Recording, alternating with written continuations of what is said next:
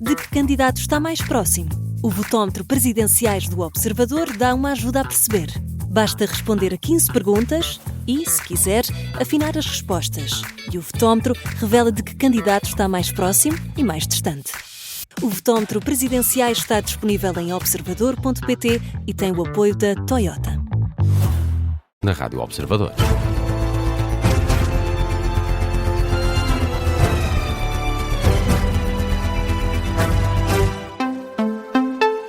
Jornal da Uma com Miguel Videira. Miguel, está a decorrer a esta hora essa conferência de imprensa que se segue à reunião do Conselho de Ministros.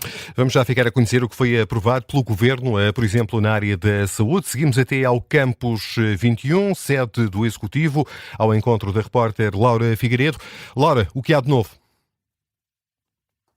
Atendida entre 2 e 3 Ministro da Presidência, António Leitão Amaro. Portanto, vamos ouvir estes... Parte da reforma do INEM é o INEM fazer melhor, isto é, de forma mais rápida e com estes técnicos que nós valorizamos muito e agradecemos muito o seu empenho nos CODUs a fazerem uma triagem cada vez com mais qualidade e com mais eficácia, que permitem que as pessoas não fiquem à espera e fora do telefonema. Claro que se há mais gente a ser atendida, é naturalmente que a jusante no processo aumenta a pressão. Mas nós temos que conseguir, e é por isso que são estas medidas, mais ambulâncias, mais VMERs, mais camas, porque não é apenas, ainda bem que há muito menos gente deixada de fora das chamadas, há mais gente a ser atendida e por isso os meios são acionados. Precisamos de conseguir que este fluxo adicional, porque o INEM responde melhor, depois no transporte e depois na transferência para as instalações hospitalares, consiga acompanhar. Como disse, e porque fez referência às 3 mortes, e eu agradeço-lhe muito sinceramente a forma muito rigorosa como colocou a questão sobre não estabelecer uma causalidade. Dizer que há uma coincidência, de facto, entre dificuldades que foram reconhecidas na entrada no hospital e a fatalidade, mas colocou a questão muito bem, até porque o Sr. Primeiro-Ministro explicou isso ontem, em casos anteriores, quando algumas pessoas se apressaram a atribuir causalidade a demoras no socorro para as fatalidades, elas não aconteceram. Mas o mais importante é dizer isto. Por um lado, nós lamentamos muito e enviamos às famílias todas estas vítimas condolências. Pode-se chegar a concluir que não são 3, que não são 2, que é 1, ou que, como naqueles 12 casos do 4 de novembro, dos 12, afinal, aparentemente só um que ainda hoje está em discussão, os outros foram mais ou menos excluídos, mas um caso é suficientemente perturbador, preocupante, trágico, para nos mobilizar totalmente. E, portanto, voltando ao início da questão que colocou, as camas entre 400 e 500 são soluções transitórias ou de colocação transitória a colocar em funcionamento num plano imediato, com misericórdias e PSS. A avaliação das várias medidas de reestruturação do INEM, incluindo a reorganização do CODU, tem tido um impacto muito positivo no aumento de chamadas atendidas e na rapidez com que as chamadas são atendidas, tendo sido possível atingir este número na ordem dos 5.500. Passo agora às questões do Observador. Boa tarde, Laura Figueiredo, Rádio Observador.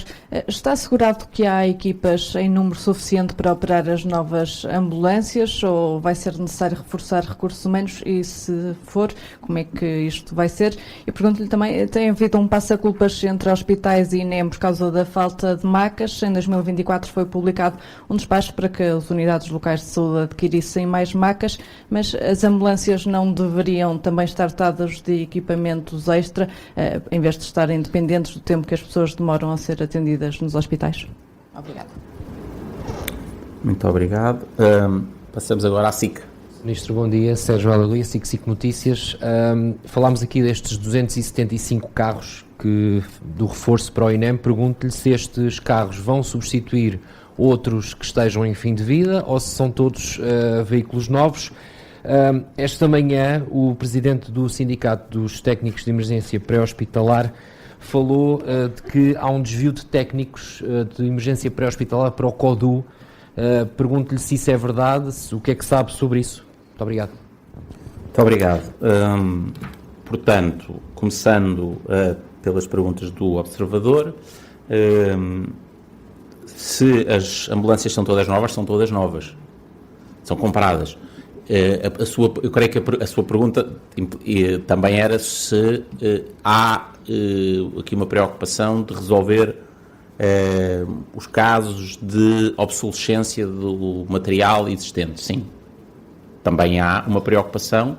Nós temos a funcionar VMERs compradas no Euro 2004.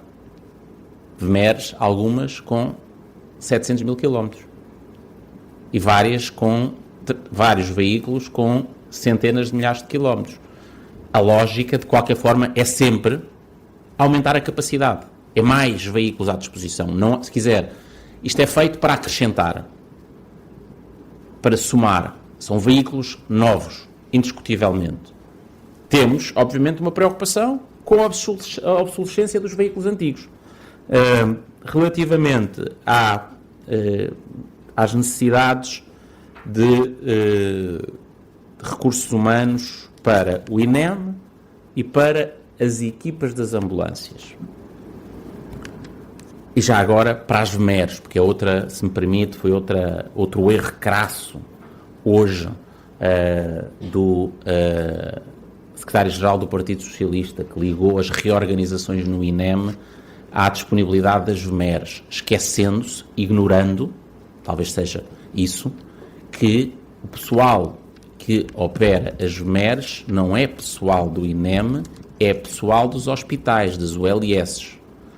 Mas, se temos mais necessidade de recursos humanos no INEM, sim. E é por isso que nós contratámos mais 400. 2 grupos de 200, ou 2 grupos de formação de 200 técnicos para o INEM. E para o futuro, para as necessidades e para as funções que o INEM vá desempenhando, há uma necessidade de reforço para aí. Eu quero lembrar que os técnicos do INEM operam CODU, Centro de Atendimento, uma função fundamental, porque são pessoas especializadas que estão em contacto com as pessoas que precisam de urgência ou quem as acompanha. Muitas vezes não é o próprio que consegue fazer o contacto e é importante serem atendidos por pessoas especializadas. E depois operam CIVs. As VMERs são operadas por equipas, não de técnicos de emergência pré-hospitalar, mas por um médico. E creio que também há enfermeiros em ambas as modalidades. As ULS que receberem VMERs têm que analisar as suas necessidades e há um processo permanente de reforço dos recursos humanos também nas ULS. Agora, a vocação natural para operar ambulâncias é, na visão do sistema que ainda há pouco vos transmiti, e isso responde à pergunta também da SIC sobre os técnicos, a vocação de operação de ambulâncias, na visão que está em curso, na reforma que está em curso. Escutávamos aqui António Leitão Amaro, o Ministro da Presidência, responder que é preciso aferir-se, sim, se há uma necessidade de reforçar os recursos humanos para operar as novas ambulâncias que foram ontem anunciadas pelo Primeiro-Ministro Luís Montenegro. Reportagem aqui em direto ao Campus 21 da jornalista do Observador, Laura Figueiredo. E vamos à campanha para as presidenciais, onde o tema da saúde voltou a estar em destaque. Com Luís Marques Mendes a dizer, por exemplo, que a saúde está demasiado politizada, avança este pretexto com duas propostas ao mesmo tempo que ataca João Coutrinho de Figueiredo. Foi durante uma visita a um centro de dia em Cascais, uma visita acompanhada pelo Miguel Viterbo Dias. Miguel, que mudanças quer o candidato apoiado pela AD no setor da saúde? Quer a contratação de pessoal para os órgãos dirigentes do SNS feita por concurso público, ao invés de nomeação partidária. É a forma que Luís Marques Mendes entende a mais correta para corrigir a excessiva partidarização do SNS. Diz que já o tinha dito numa entrevista dada há alguns meses ao Jornal Público, mas agora insiste nesta proposta, até contra a vontade dos maiores partidos portugueses. E os grandes partidos nem gostam sequer disto, porque gostam de liberdade para nomear as pessoas mais próximas de si, com base no cartão partidário. Não, eu digo, pelo menos na saúde, em todas as áreas da saúde. A escolha dos dirigentes deveria ser na base de concurso público. Concurso público é o que defende Luís Marques Mendes, que esteve de visita hoje a um centro de dia em Cascais, onde contou com o apoio de António Lobo Xavier, que diz que fez uma aposta forte na vitória do candidato apoiado pela AD, mas Luís Marques Mendes, que nesse centro de dia passou por várias atividades que estavam a ser feitas pelos mais idosos, uma delas boxe, calçou as luvas, esteve a trocar alguns socos com o presidente, amigáveis, entenda-se, com o presidente da Câmara Municipal de Cascais, Nuno Piteira Lopes, mas no fim, à saída, esses socos já em sentido ilustrativo foram para João Coutinho Figueiredo. Agora Coutinho Figueiredo escreve ao Governo. Quer dizer que aparentemente está muito próximo e apaixonado pelo Governo. Mas há um mês atrás considerava o orçamento de Estado apresentado pelo Governo um orçamento péssimo. Portanto, há um mês estava todo contra o Governo num instrumento essencial. Agora, só para conquistar votos, agora põe-se ao lado do Governo. Amizade com o Governo apenas para conquistar votos, acusa Luís Marques Mendes, que acrescenta ainda que este é o grau zero da política, esta postura de João Coutinho Figueiredo na campanha eleitoral.